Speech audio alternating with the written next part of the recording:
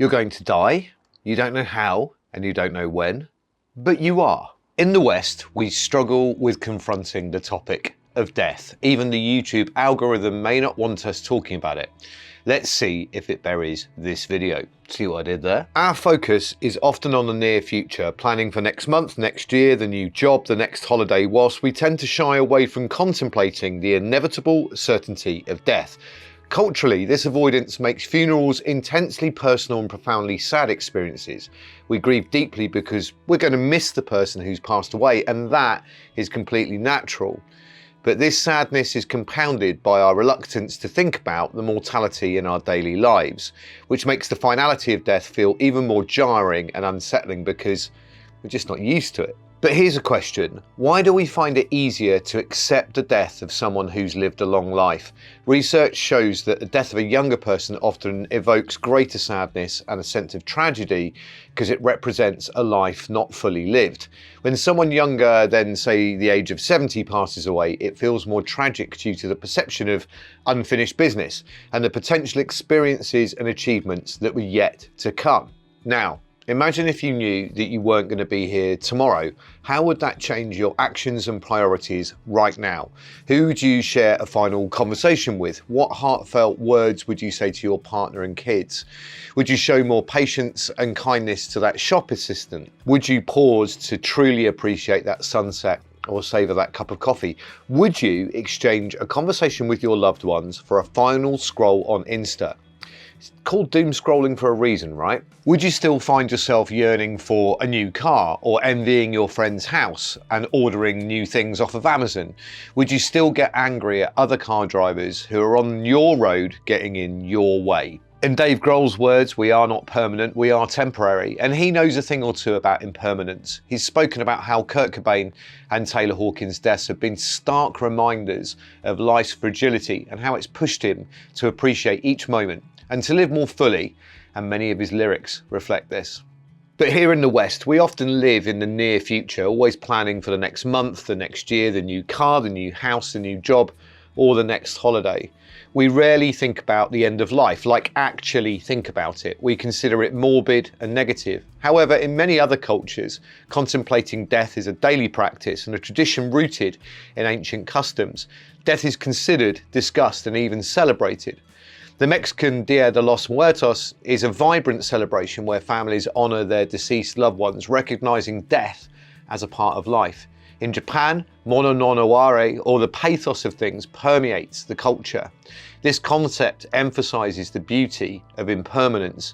It encourages mindfulness and cherishing fleeting moments, like the blooming cherry blossoms. Hinduism's samsara teaches that life is a continuous journey of death and rebirth. By focusing on present actions, that's your karma, Hindus embrace mindfulness and live in the moment, shaping their future lives. Danish, Hawaiian, Native American, Native Australian cultures all have a focus on impermanence and being present. Now, is all of this hippy-dippy thinking?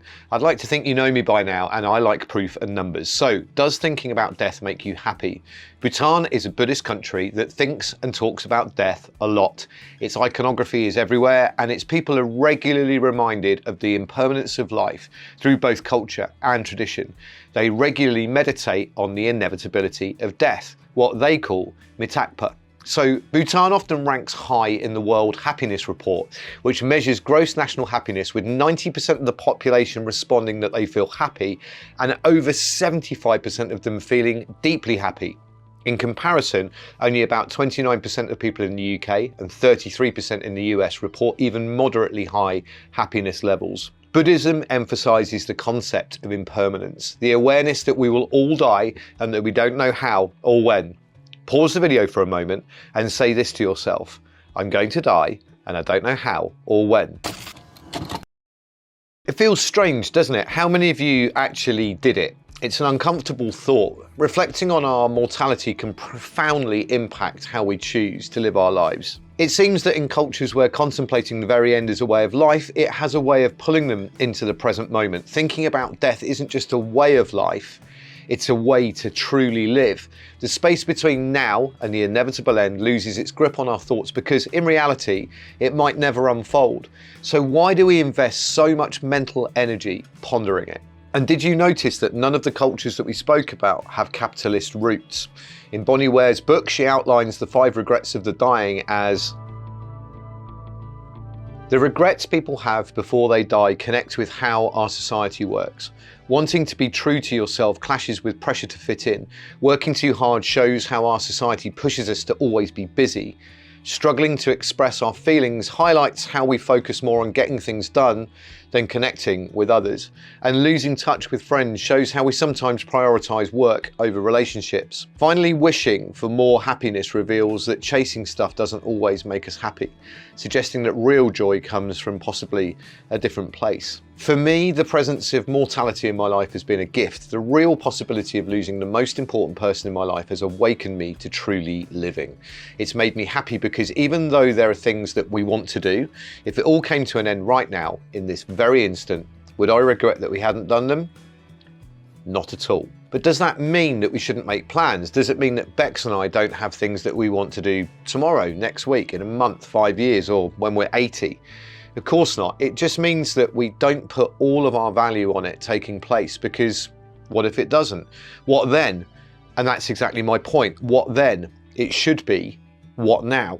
As Steve Jobs said before he died, you can employ somebody to drive a car for you, make money for you, but you can't have somebody bear your sickness for you. Material things that are lost can be found or replaced, but there is one thing that can never be found when it's lost: life. He went on to say, treasure love for your family, love your spouse, love your friends, treat yourself well and cherish others. As we grow older and hopefully wiser, we realise that a $3,000 or a $30 watch both tell the same time. You'll realise that your true inner happiness does not come from the material things of this world. Whether you fly first class or economy, the plane goes down, you go down with it. Although impermanence reminds us to cherish the present, it doesn't negate the value of making plans. In fact, it underscores the significance of balancing our aspirations for the future with a really deep appreciation for the now. Whilst it's crucial to plan for the future and the deep sense of purpose and achievement that delayed gratification brings, it's equally important not to become overly attached to it happening. As the character Neil Macaulay in Heat famously said, don't let yourself get attached to anything you're not willing to walk out on in 30 seconds flat if you feel the heat around the corner. De Niro's talking about the police, I'm talking about death. If you're riding up a hill, the optimist will say, it's okay everyone, I can see the summit, and after that it's going to be downhill all the way and everything is going to be awesome. And will be devastated when they get to the top of that rise and the hill continues up. The pessimist will say, oh, after the top of this summit, it's just going to be more climbs and more climbs and more hills, and I'm hating this and it's horrible. And actually, do you know what? I've had enough. But between these two extremities, as ever, we find the best path. Between optimism and pessimism is realism, the essence of stoicism and the Stockdale Paradox. Okay, I can see a summit up ahead. And I don't know what comes after that, whether it's a rise or a drop. But as the Royal Marines say, everything comes to an end. And eventually we'll hit a descent. But right now, all we've got to do is get to the top of that and tackle what comes after it. Of course, there is a fourth way to be, but no one wants to ride with this guy. Ils just blancmange trouser faiseurs. We can make plans, but we must hold them lightly, understanding that the only certainty is the present moment.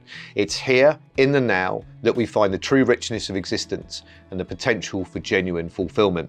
Placing too much emphasis on future plans and material possessions will only prevent us from fully experiencing the present moment. Thankfully, I've learned not to take anything for granted, because it can and does all change in an instant. It's become a habit to have a sense of gratitude for simple things. Initially from the trauma of my wife's cancer diagnosis and her horrendous treatment, but since then from experiencing what is known as the sober pink cloud. The joy I savour from the symphony of the dawn chorus to the intricate dance of raindrops on the window pane, from the soul-stirring lyrics of a song on the radio, especially during the mundane moments like sitting in a traffic jam. Each experience can be a treasure if given the chance. Even standing in my kids' bedroom doors watching them engrossed in their games, or executing a smooth crossbody lead whilst dancing with Bex. It fills me with a profound sense of gratitude for the present, right here, right now. I remember how I used to feel when briefly reminded that it will all come to an end and we don't know when. You know what I'm talking about here, right? This common situation summarises exactly what I'm trying to say. You know how you want to hug your kids, husband, wife, call your parents or take your brother and sister out for a coffee and tell them you love them when you hear a tragic story of lost kids, parents or siblings? Or how when you see your friends you haven't seen in years at a funeral and you all say, we need to see each other more, but you don't, because the next day you go back to ignoring your impermanence and go back to planning your next year's package holiday to put on the credit card.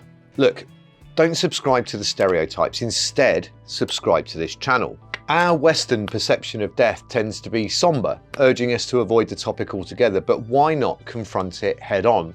Ponder it. Maybe this video will remind you in this moment. Maybe you'll go and hug your partner and tell them that you love them.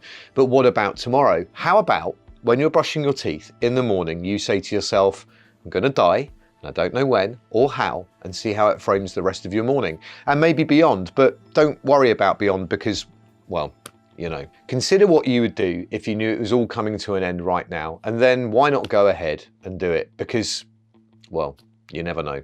Take care of yourselves and those around you, all right?